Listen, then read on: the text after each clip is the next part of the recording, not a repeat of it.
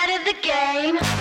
Hi, I'm Kelsa Dickey, the CEO of the Financial Coach Academy and my financial coaching business, Fiscal Fitness Phoenix. My coaching journey began more than a decade ago with me helping people for free from my dining room table.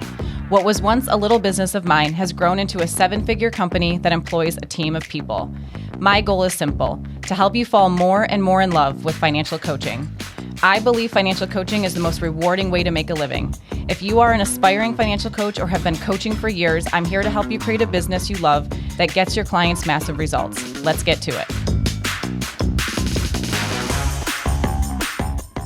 Hey, Coach. Welcome to episode 34 of the Financial Coach Academy podcast. As you can see or hear, I'm not your usual host, Kelsa Dickey. She is enjoying a much-deserved break with her family at their new lake house in Michigan, and I am going to be subbing for her in the upcoming 3 episodes. So my name, if you don't know me, is Jill Emanuel. I am the Director of Programming for Fiscal Fitness Phoenix and for the Financial Coach Academy, and one of the mentors for Financial Coach Academy and the Financial Coaching Toolkit, so you likely have seen me in those if you've been around for a while. I cannot wait to dive into today's topic. We are going to be talking about how to better talk about what you do as a financial coach. This is an area that I hear from so many coaches that they feel like they get stuck or tripped up, they stumble over their words, they over-explain or just plain don't know what to say when they start talking to someone about what they do as a financial coach. And so we're going to dive in and talk about how you can do this a little bit better. So grab a pen and paper. You're going to want to take notes. Before we get started, I wanted to give a shout out to one of our listeners. Their username is Listen1910. And they say, this is a really excellent podcast for people who are a beginner or experienced coach. She shares lessons learned, and I bought her workbook, and it is really very good. So thank you so much to Listen1910 for this review. We really appreciate it so much. And for any of you who are taking time to drop a review, it really helps the podcast and YouTube channel so much. So we appreciate you for taking the time to do so. Before we dive in, I have something to share with you guys. Our Mastermind is about to open for enrollment. This is a paid Mastermind financial coach community that we open up once per year to new members, and that time is coming. So you're going to want to pay attention. Enrollment opens from August 17th to the 24th, so for 1 week only. And to be notified when enrollment opens, you're going to want to be on our wait list. So head over to financialcoachacademy.com, look for community along the top, and you're going to choose the middle option that says join a paid coaching mastermind. So you can sign up for the wait list there. You'll be one of the first to know when enrollment is coming. Like I said, we open this up once a year. The Mastermind, you guys, for any of you that are serious about making your business a business, I cannot stress this enough. The coaches who join the Mastermind are the coaches who grow. We see thousands of coaches in our Facebook group, Financial Coaches Unite, that all have the desire to help people with their money. They want to make this dream of theirs a reality and grow a financial coaching business. And of the ones that we see that are really rocking and rolling and getting things done and growing their business consistently, the great majority of them are people who have been a part of the Mastermind. And so I cannot stress enough that you want to be a part of this if you are serious about growing your business. The cost is so negligible for what you get. There are live coaching calls, trainings, different exercises, guidance to help you along the way. We've got so many resources to help support you in growing your financial coaching business. You absolutely want to join and be a part of this community, not only for the access that you get to the Financial Coach Academy team, because our team is definitely showing up to support the coaches in this group, but also from the amazing community and relationships that you're going to build from other coaches who are taking their business seriously and taking it to the next level. So make sure you get over there for enrollment coming August 17th to the 24th. You're going to want to be there. All right. So let's dive into today's episode, talking about what you do as a financial coach. I am bringing this to you actually as a topic that I recently did with my elite coaches who are in the Elite VIP coaching program with me. And when people think of the elite coaches, they're like, oh, but they're all the coaches that have everything figured out already, or they're at the highest levels already. And you guys, they are the coaches who are the most serious about being at the highest level, I would say. But that does not mean they have everything figured out already. It just means they are the most invested in making sure they can figure it out. And one of the things that I've heard consistently, even from the coaches inside of the elite coaching program, is that they say they get tripped up talking about what they do. Let's be real. Financial coaching as a profession is still very new, and a lot of people don't really know what it is that we do, who we are, who we help, and what our role is in people's financial lives and helping them to reach their goals. And so when we try to talk about it, if we are not experienced, it can feel a little awkward, right? It can feel a little tough and we can stumble over our words. And I really want to help you all be much better at this, because really being able to clearly and confidently talk about what you do, it shows that you are an expert, it establishes your credibility, and it attracts people to you, right? The people who want to work with you are attracted to you because they clearly understand that you are the person who can help. And so we want to be able to communicate about it well, and that's what this entire episode is about. I'm going to be giving you some examples or phrases, things that you can say or consider. And so, like I said at the beginning, a pen and paper, you're going to want to take notes on some of these things so that you can practice and use this. So before we dive into talking about how to talk about what it is that you do, I think it's important to think about where you want to talk about what you do, right? Because this actually applies in so many different places. So if you are out networking with other potential referral partners or professionals, you want to be able to articulate what you do and how you can help the people that they come in contact with. You want to be able to talk to leads or prospects. You want to be able to talk about what you do in all of your marketing. So that's your website and your emails and your social media posts, or if you're doing YouTube or podcasts, you need to be able to communicate and describe what it is that you do and who you help.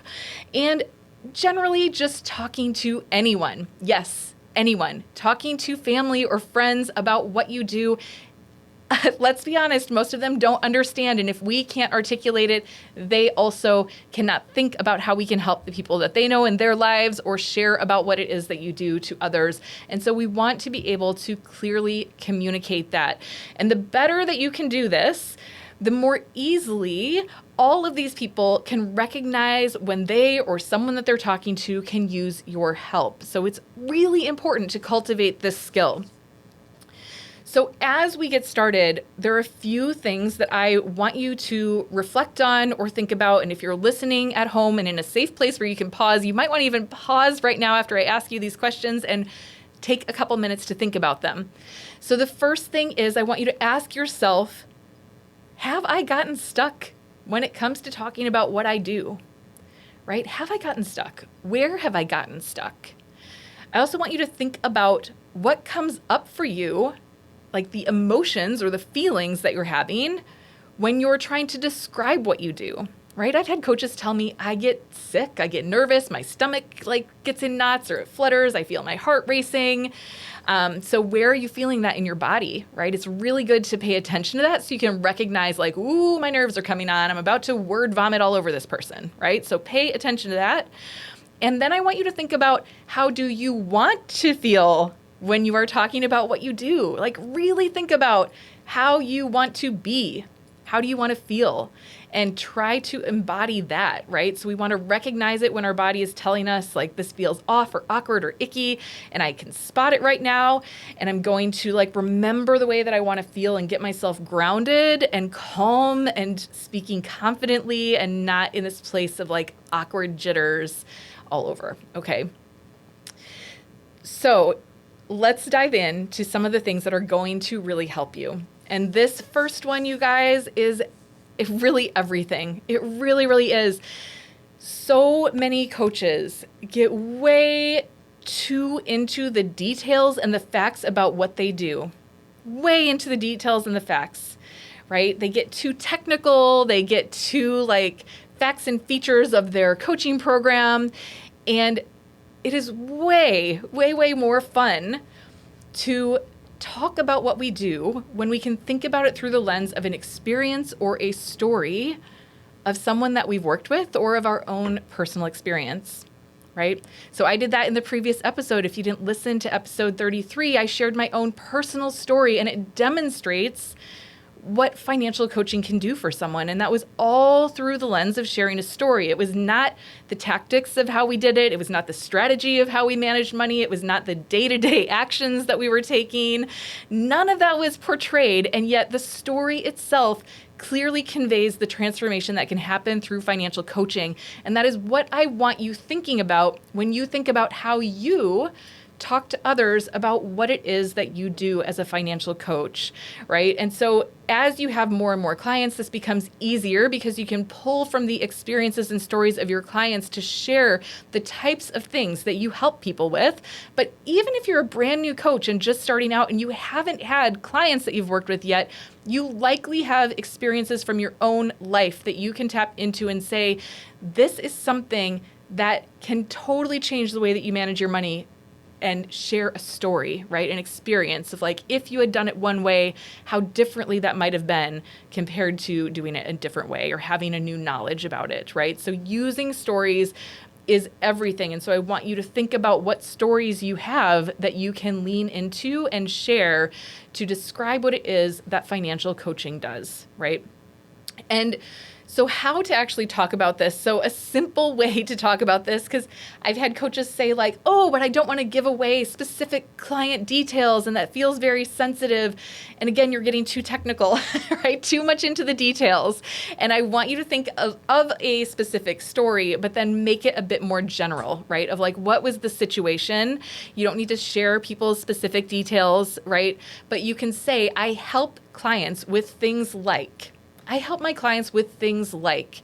So what is an example of something that you've helped your client with? And I'm going to go through some of the things here in a little bit and give you some examples. But I really want you to think about, as you're doing this, you know, kind of as homework, to think about 2 or 3 clients that you've worked with. And the ones that you've really loved working with the most are always the greatest and easiest to talk about. They're the most fun. Write down their names. And I want you to write down the following things for each of them.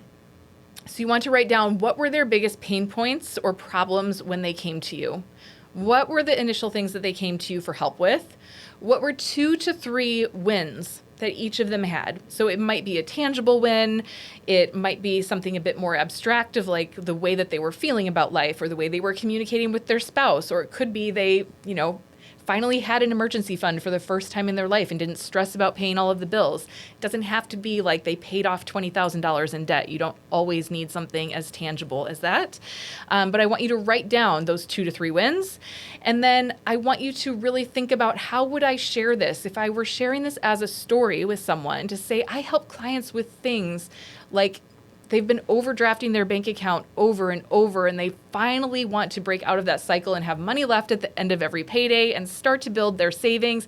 That is one of the first things that I help all of my clients with, right? It is a story that people can relate to. It is not the like, I hold 4 sessions a month and I meet with people for 60 minutes and we talk about their money and evaluate where they're putting their money. Like, all of that is very boring and people are not going to connect with it. So you really do want to share with them examples in the form of story. Story is the most powerful way of communicating about anything that we do in life, and people remember story and connect to it. So that's how I want you to think about sharing and talking about what it is that you do as a financial coach. So I'm going to share a few ideas that some of the coaches in the Elite Coaching Program came up with when I did this exercise with them. This is a long list. It is by no means all-inclusive, though. So grab a pen and paper if you want to write some of these down, because these are a few examples to say, I help my clients with, or I work with clients who, or one of the things I see very often is that people need help with, right? And so here we go. We're going to dive in, and I've got a long list, like I said, so we're going to fly through these. You're going to have to hit pause so you can write some of them down. Okay, so I help my clients with spending in alignment with their values, with overspending when they have chaos around money in their life. I help them when they're feeling unclear about where their money is going or what they're spending their money on. I help my clients pay off debt. I help them be self-aware about their spending habits. I help clients who are facing medical debt and have a huge fear and avoidance about what that means. I help clients build confidence to tackle financial stressors. I help clients who've been overspending to feel better. I help them let go of old stories where they're telling themselves, that's just the way I am. And I help them believe that more is possible and that they can have a new story. I show my clients how to stretch their budget. I help my clients know where their money's really going. I help clients realize how expensive their debt really is and how it is holding them back from the things they really want. I help clients look at their emergency fund in a new way. I help them find even more ways to save for the future. I help clients who have trouble balancing it all. So many moving pieces happening in their life, and they're struggling to balance all of it that's happening and feeling very unprepared for the future. I help clients that want to enjoy life now and also see that they are preparing for the future. I help them go from being underpaid, working for someone else, and transition to being independent and quadrupling their income, right? Like, whoo, that's a good one. We all want to say that. I help clients who work, or I help clients who want a big change in their life, right? A big change. I help clients who have anxiety with credit card debt, and I help them make a massive shift by getting it paid off. I help people escape the trap of MLMs and see it for what it really is and start over with a new position that's paying them what they're worth. I help clients stop burning through inheritance and see that they are really guarding and keeping the gift that's been given to them. I help clients get on the same page financially with their partner. I help clients start paying themselves as a business owner. I help them prepare for upcoming expenses, help them reduce anxiety around managing their money. I help them stop overspending so that they feel like they're in control. I help them stop feeling stuck in a paycheck to paycheck cycle. And I help them do big things like go on vacation, renovate their home, and do it all without relying on credit cards or experiencing buyer's remorse.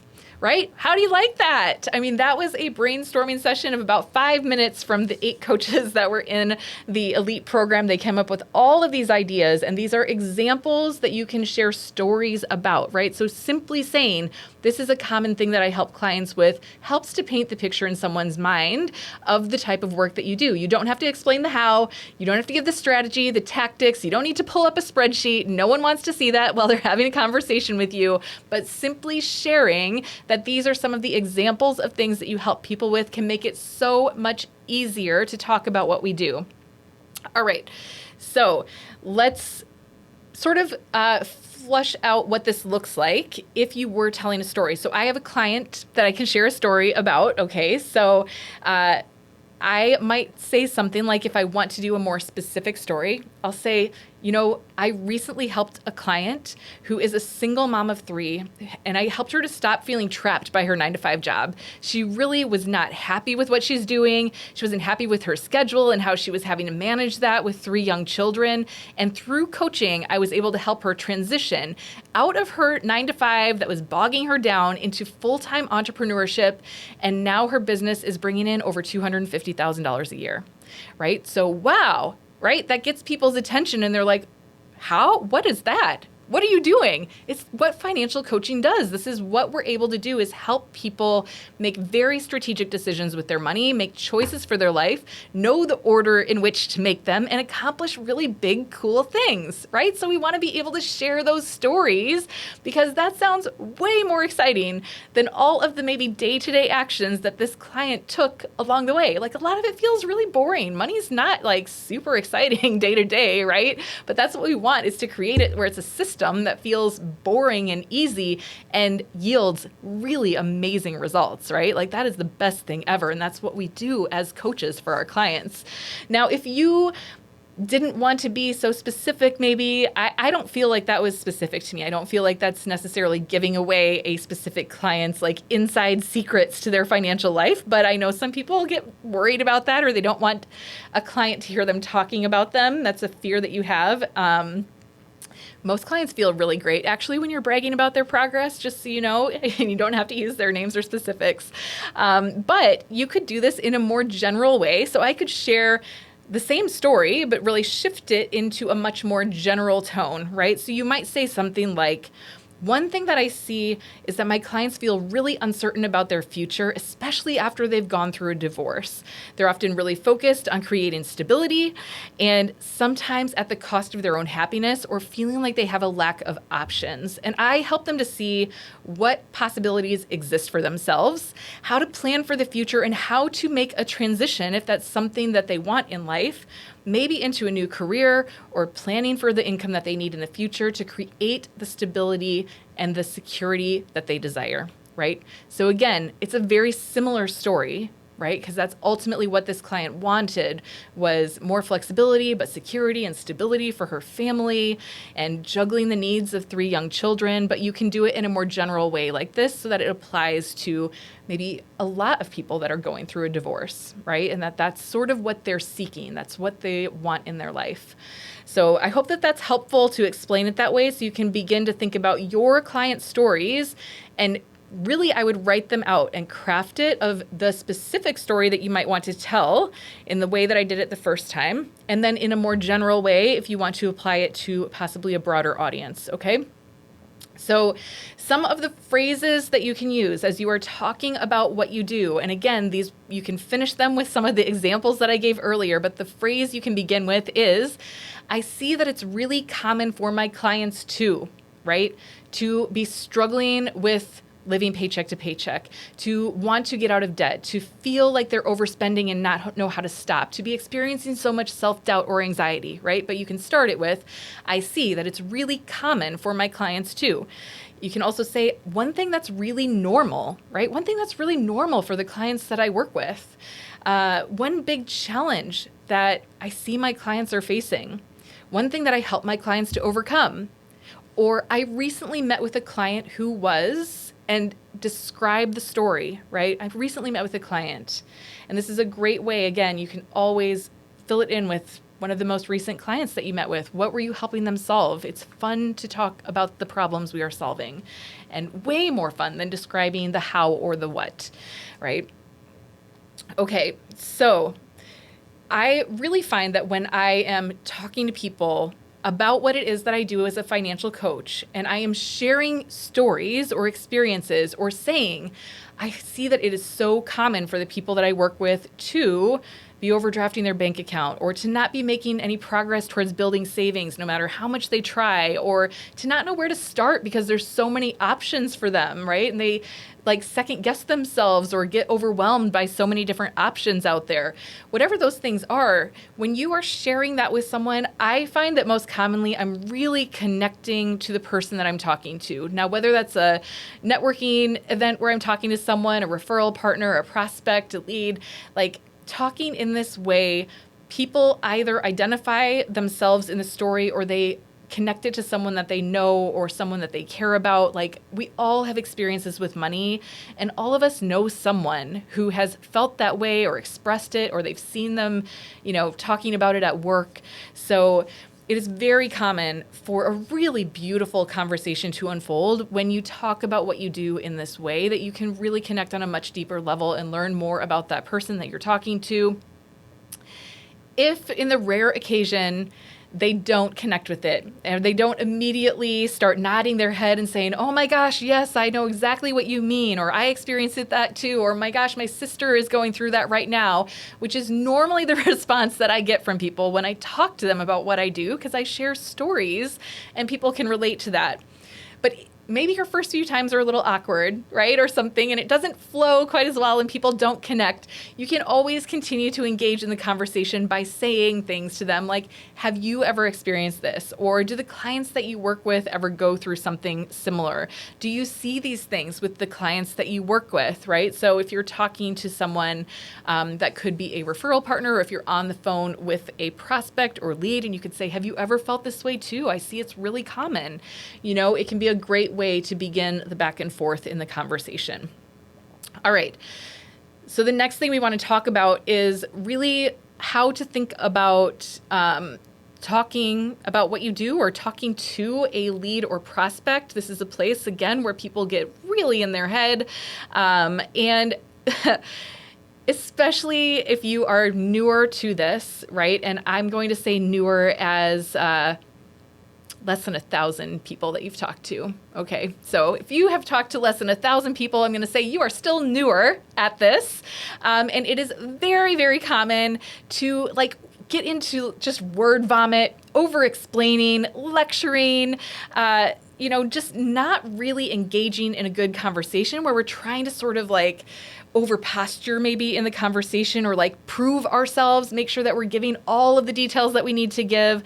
And so really, I want you to get out of that pressure of feeling like you have to prove yourself, proving your background and your education and your program and the results that you get. It is not about you. And so that's really, really what I want you to keep in mind as you are talking with a lead or prospect about what it is that you do as a coach. It is not about you. It is about them, right? So it is about them. The conversation is about them. Being curious about them is really the answer. And the easiest way to talk about what you do is not even talking about what you do, but being curious about them and finding out more about them by asking really good questions, right? If you can ask your client lots of good questions, it demonstrates that you understand money. You understand what they're going through. You being curious about them and guiding the conversation through questions to learn more about them and their situation really does establish you as the leader and the expert far more than the over posturing, over explaining, describing your credentials, describing the details of your program, you showing the client, I understand money, I get you, I know what you go through, and I want to find out more because the thing that I typically see with clients I work with is, right, connects with them on a much deeper level and helps them build more trust and faith in you. So some questions that you can ask to be curious with your prospect or lead, you can just simply say, tell me what's happening with your financial life. What would you say some of the biggest challenges are right now? What is something that you would love to do with your money, but you haven't been able to yet? What do you think is holding you back from pursuing the goals that you have? Or if they say something to you, and this again is where I see a lot of coaches get very uncomfortable, but it is the place to really lean in, is if you hear a client say, I always say pay attention to the emotion words. So it's like, oh, I hate that or whatever, right? If they are using big, strong emotion words, that's where you want to get really curious. That is your cue to be tell me more. Lean in. You want more details about it when they are using those emotion words because there is something there that is very important to uncover. So I will say, tell me more. Why did you just say that? You just said that you absolutely hate that part of your money. What is it that you hate about it specifically? Or what did you mean by that? Can you tell me more? Let's explore that. It really is where you want to lean in and be extra curious. So learning to be skillful at talking about what you do does not mean talking about what you know, right? It is a combination of being able to tell good stories and being curious about the person that you are talking to, right? So I'm going to repeat that. Learning to be skillful at talking about what you do is not about what you know and what you do. It is a combination of being able to tell good stories and being curious about the person that you are talking to, right? So I want you to remember this. So building this skill really does take practice. It's not always very intuitive. It's something that you need to learn over time. So awareness is the very first step in building the skill of curiosity. You want to be able to recognize and learn to recognize more and more quickly as you're paying attention to this, that you are feeling the pressure of proving or talking to fill in space. So this feeling of having to prove yourself is actually a saboteur that's really getting in the way and holding you back. So make sure you're paying attention to this. You are going to want to learn to use phrases like, I'm so curious. Tell me more about that. Let's go back to when you said X. What did you mean by that exactly? Tell me more, right? So paying attention to the energy of the conversation, and when that energy is shifting, that's really a cue that you want to pay attention to and lean into so that you can be more curious. You don't want to run from it, right? You can always tell when someone just got a little defensive or their body language changed or their eyes shifted away, or you can see that they their eyes welled up with tears for a second or something, and you want to be sensitive to it, but curious about it, because that happened for a reason. And there was some thought that they had, or a memory they had, some experience of how their financial life is being impacted that you're about to uncover. And so it really is important to lean into that. And then after you have a conversation with someone, part of cultivating the skill of curiosity is to actually reflect on the conversation. If you just had a Q&A call with a prospect and you got done, I want you to get off the call and be like, how curious was I on that call on a scale of 1 to 10?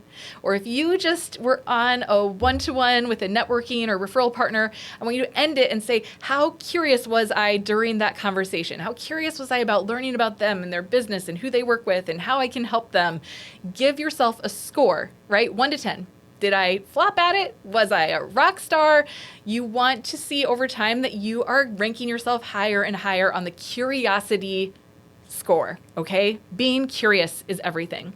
All right, so your homework for this, I want you to think about those 2 or 3 clients that had a great financial transformation that you loved working with. You want to think about what their main problems were when they came to you. How did you help them? What were some of those wins that they had? And how did it impact their life in other ways, right? So as we end all episodes, we're going to end this one with a reflection question, because as you know, coaching is all about really figuring out what you think about something and how it's impacting how you feel and the actions that you take. And so in order for us to honor the coaching philosophy, we like to end every episode with a question for you to think about and ponder for yourself. So the purpose is really to deepen your awareness and help you gain more clarity on the topic that we've talked about during this episode. And it really does create an opportunity for you to share your thoughts with us and with other financial coaches. So let's keep the conversation going. If you're watching on YouTube, I would love if you would drop a comment here, and you can let us know what you think about the question I'm asking today. Or if you're in our Facebook community, or if you haven't yet, you can go request to join Financial Coaches Unite, and you can share with us the answer to this week's question. So your reflection question for today is, when you think about how you talk about what you do as a financial coach, are you sharing in the form of stories or client examples? Or are you explaining in the what and how, right? So really reflect on that. How do those conversations typically go for you? And are you going to embrace this idea of sharing more in the form of stories? So thank you so much for joining today for this week's episode. I really do believe that financial coaching is the best and most rewarding career out there. I love what I do. And if you are ready to learn how to become a profitable and successful financial coach, we would love to help you do that. So head on over to financialcoachacademy.com. You can learn more about all of our online courses, our free trainings, our live events. We've got so much happening. There's something there for you, I assure you. So head on over and go check it out. And as always, we really do love hearing from you. And if you have any questions for the Financial Coach Academy podcast, you can submit them at financialcoachacademy.com/podcast. And if you've loved this podcast, please do subscribe and leave us a review. It really helps us so much, and we appreciate each and every one of you that take the time to do so. I'll see you next week.